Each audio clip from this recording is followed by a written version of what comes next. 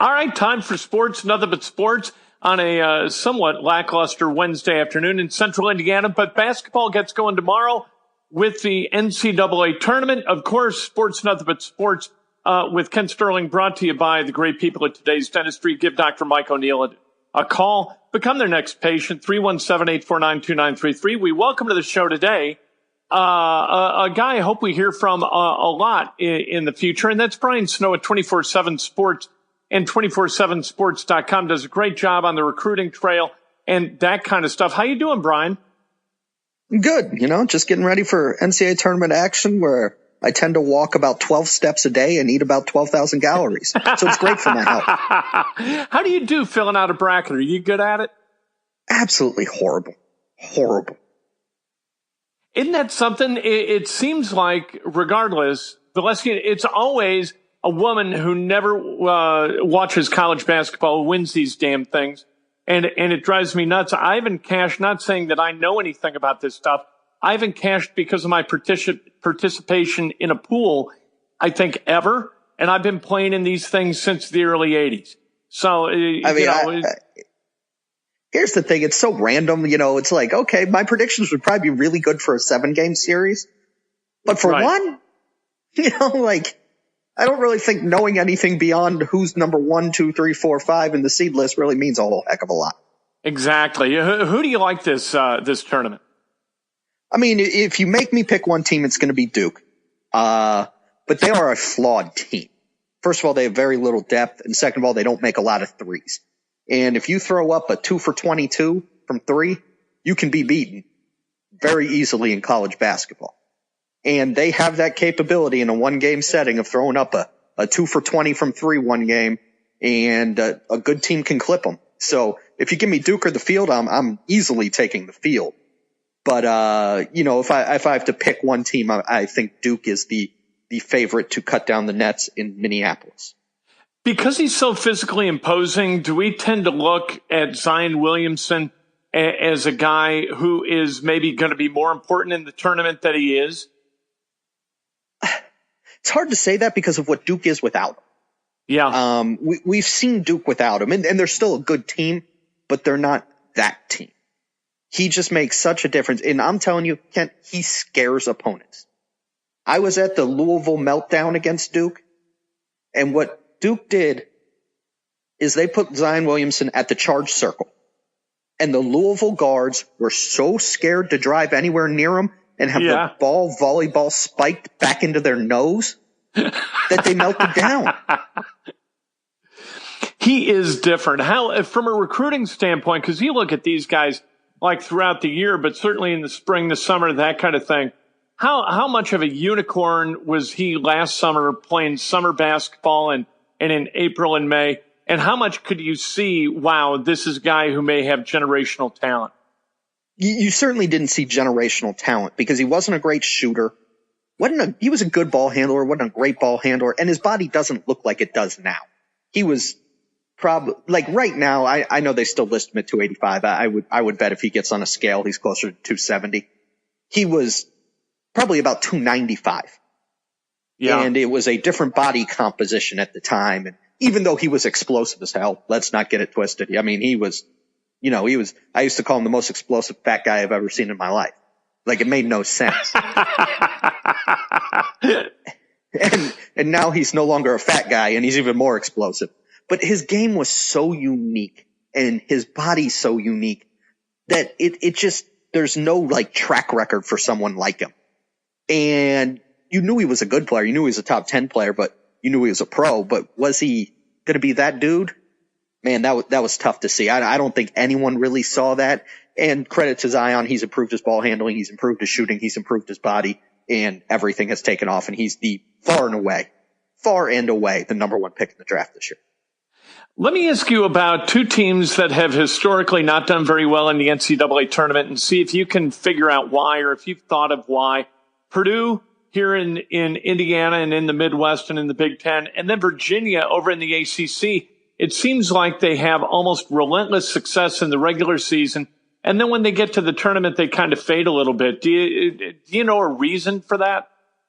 I think with both teams, they're slightly different, but they're both system teams who get things done through a system and tend to lack a guy who you can just lean on.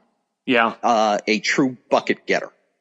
With Virginia, they play so slow. They bring more variance into the equation. Because, not to go all math here, but if you're playing a 70 possession game and you're 0.2 points better per possession than the team you're playing, if you play 70 possessions, you have a better chance of winning than playing 60 possessions. Right. Well, Virginia plays about 55 possessions. So they kind of take like a 3-point advantage away from themselves just because of how they play. And in a 1-game setting against good teams, you bring more variance into the equation. You have a better chance of losing. With Purdue, I think you even look at this Purdue team. Carson Edwards is good. But he doesn't really go by guys. He creates buckets by creating space and doing step back jumpers. Right. Well, what we know about Carson Edwards is he's shooting the ball 25 times a game. He's either making 13 or he's making 6. And if he's making 13, you're not beating Purdue. If he's making 6, you have a really good shot to beat Purdue. And then no one else on that roster can create a shot for themselves. Nobody. And in March, that's hard. That's hard to rely on. And I think that's something you see with Purdue. Also, Big Ten officiating and the way the Big Ten is played, where it's tackle basketball, it benefits Purdue in the regular season. In the postseason, the game's not officiated that way, and that hurts Purdue. As big as they play, it can become a problem for them. Talking to Brian Snow at 247sports.com, does a great job as a recruiting analyst and all-around good guy and fun guy on Twitter. Follow him on Twitter. Let me ask you about Keion Brooks. Friday night, you were up there and you kind of put the thing together for Keion to make his announcement on CBS HQ. Were you surprised that he picked Kentucky? And what was the thing about Kentucky that kind of drew him? Certainly wasn't surprised. I didn't know until that day that he was going to pick Kentucky. Is that right? But yeah. But that had been the way it seemed to be trending for the last couple weeks, was Kentucky. The end of the day, it seems like John Calipari was able to convince Keion and his family that he cares about his players in such a way that's different than other coaches, that he puts them and their future above all. And that really resonated.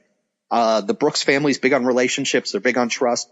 And they trusted that Calipari was going to look out for the best for their son no matter what, and put their son and his teammates, not just Keion, singularly, above anything else in his mind. And I think that really resonated with them.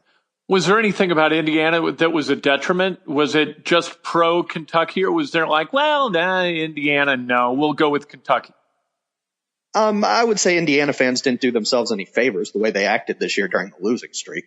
Yeah. But I think it was more pro Kentucky as opposed to anti-Indiana. Now, this isn't a kid who grew up rooting for Indiana. I think those days, you look at the top kids in the state recently, not many have really been Indiana fans. Trace Jackson Davis didn't grow up that way. Keion Brooks didn't grow up that way. Chris Wilkes, Paul Scruggs, those kids didn't grow up Indiana fans. They followed Indiana, but so there was no overwhelming pull on the heartstrings to put the candy stripes on for Keion. But, he liked Indiana, he liked Archie Miller, he liked the staff. I just think he felt Kentucky was a little bit better for him. And at the end of the day, you can only choose one place to go to. Are Indiana fans different? Are they, like every fan base has some knuckleheads and some very passionate fans, but Indiana seems to be filled with fans kind of like UCLA, where they're immediately judgmental, relentlessly negative, and completely ridiculous. Are they different? I'm not sure. One, there's a lot of them, and the law of large numbers says the more people you have, the more idiots are going to be involved. Right. And then also, if you're a kid like Keion or whoever, and you're living in Indiana, what fans are you going to hear the negative stupidity from more? Yeah. Indiana fans. Right. So while it may be true, and I've heard Kentucky fans are the same way. Well, that might be true, but he doesn't experience it. So it becomes very different. What you experience impacts how you feel. And so while Indiana fans might be the same as Kentucky fans or Louisville fans or UCLA fans, if you're living in Indiana, what's your experience going to be? Indiana fans being negative towards the players and the coaches. Indiana fans adding you on Twitter, things like that. What do you think IU does now without Keion Brooks? They've got Armand Franklin. They've got Trace Jackson-Davis. I'm sure they want to add more. I'm not sure how that scholarship math works. A lot of guys don't pay a lot of attention to it. They say, you know what, it all works out in the end. But what do you think Archie Miller's looking for 1920? I think he'd like to add another freshman and then probably a transfer of some kind, be it a sit-out transfer or a graduate transfer, depending on what's all. I mean, there's a million guys transferring right now if you follow the Twitters. So, he wants to add to the roster. I think he likes the direction his roster's going. He's building it, and he's building it the way he wants to build it, but you never want to stop. I think he'd like to add another guard, preferably add some shooting as well. So we'll see. Is there somebody out there who's a good target? They're after Harlan Beverly. He's a guard from the Detroit area who goes to prep school at Montverde in Florida. Certainly involved heavily in the mix with him. So that's certainly one to watch. But and I said there's a million transfers right now, and I'm sure they're kicking the tires and doing their due diligence. As you look at a kid like Romeo Langford, now we're coming to the end of, if the end of his freshman year hadn't already happened because of the back. Do you see the way Romeo Langford has comported himself and the way he's played at Indiana as a reason for disappointment? First of all, I went to Ohio State. Whatever C word you just used, you're going to have to give me a definition. All right, behavior. Okay. Disappointment. Anyone who's disappointed just doesn't understand reality. Yeah. It was funny. I was arguing with people at the beginning of the year. I said, listen, I think he's going to put up similar numbers to Robert Johnson last year, which was around 15 points, about 5 rebounds, I think. I go, do you know how hard it is as a freshman to average more than that? Yeah, no kidding. Like, it's really difficult. And what did Romeo finish averaging? About 17 a game, I think? 16 and a half, yeah. So 16, and when I say finished, I don't know that he's not playing in the future. Please, no one. Snow said he's not playing. That's not what I said. But, so 16 and a half points a game. That's a pretty damn good year. Yeah. Like, he became Wonder Boy and the savior and everything else. And people thought he was going to average 22 a game. That's not what freshmen do unless they shoot every ball. Sure, Antoine Davis at Detroit, Mike Davis' son, averaged a bazillion points a game. Well, 1, he's the coach's son. 2, he's on a terrible team. And 3, he shoots every ball. That was never going to happen for Romeo. So not a disappointment. No. If you're disappointed, you need to reevaluate what reality is. That's the thing. To me, Brian, that's the deal. Is that the disappointment isn't because of Romeo, it's because of expectations that were completely out of whack and totally unrealistic and didn't take into account what Romeo was joining down in Bloomington. Yeah, sure, if he shot the ball 22 times a game, he would have averaged as many points as people thought.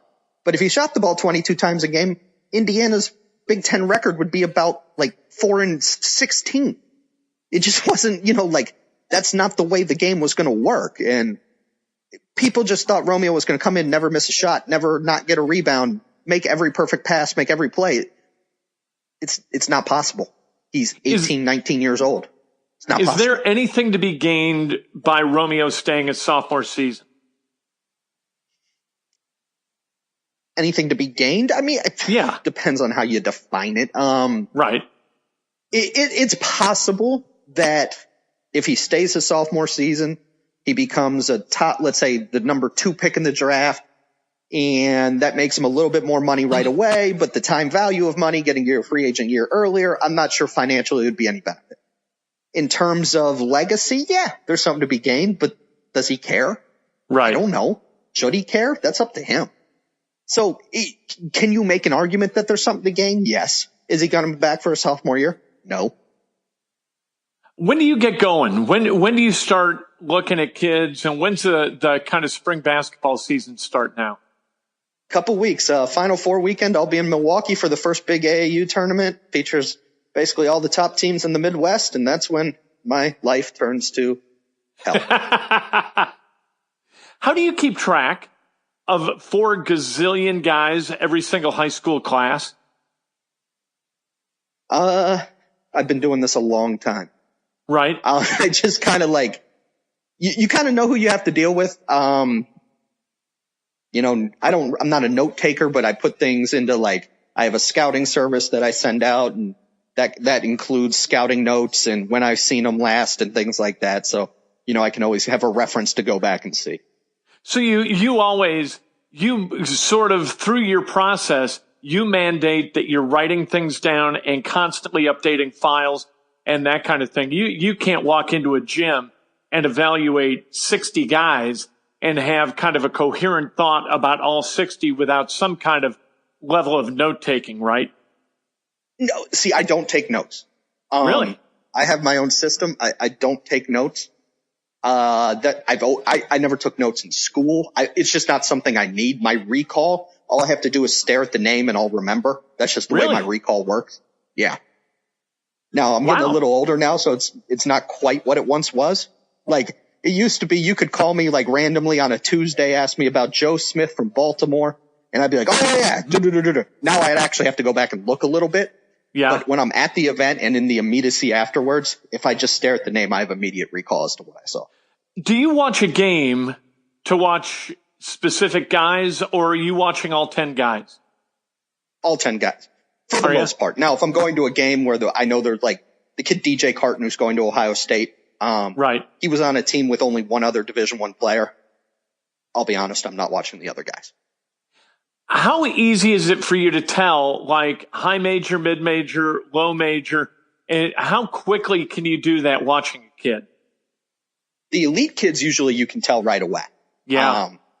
Like my mom doesn't know how many points a three point shot is worth in basketball, but she would be able to figure out like, hey, I think that RJ Barrett kid's pretty good after 2 minutes.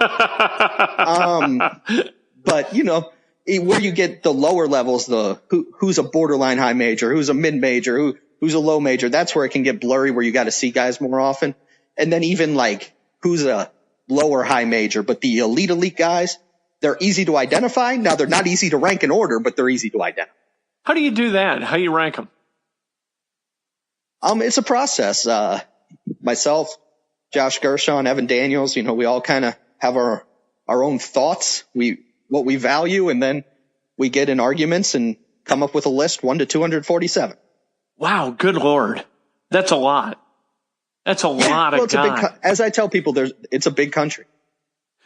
What I always love is you'll get around here like, oh, so-and-so will be like, you can't tell me there's 120 players better than this kid. And I'll be like, you know how big this country is? You know how many basketball players play? I can tell you that. How much lobbying gets done on behalf of kids with you or Evan or any of you guys? With me, very little, because everyone knows I just don't care what you think. Right. Yeah, like, I mean, I'm 35 years old. I've been doing this for a decade. Like, you can lobby all you want, but I'm not going to listen. So, when I was younger, oh yeah, a lot of lobbying, because people thought they could, manipulate and get a one-up and whatnot. And I'm just like, now it's like everyone who deals with me knows, like, just let Snow do his deal. We ain't winning that argument. He thinks what he thinks, and that's what it's going to be. Beautiful, Brian. Thank you very much. I really appreciate it. Great stuff as always. Anytime.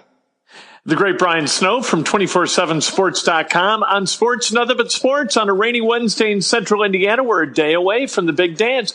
Call Dr. Mike O'Neill, become his next new patient at 317-849-2933. He runs the show at Today's Dentistry. We'll be back with Breakfast with Kent tomorrow morning, 8 o'clock on Facebook Live, on Periscope, on, good Lord, iTunes, SoundCloud, all over the place, thegruelingtruth.net, all over. And again, thanks very much to the great Brian Snow.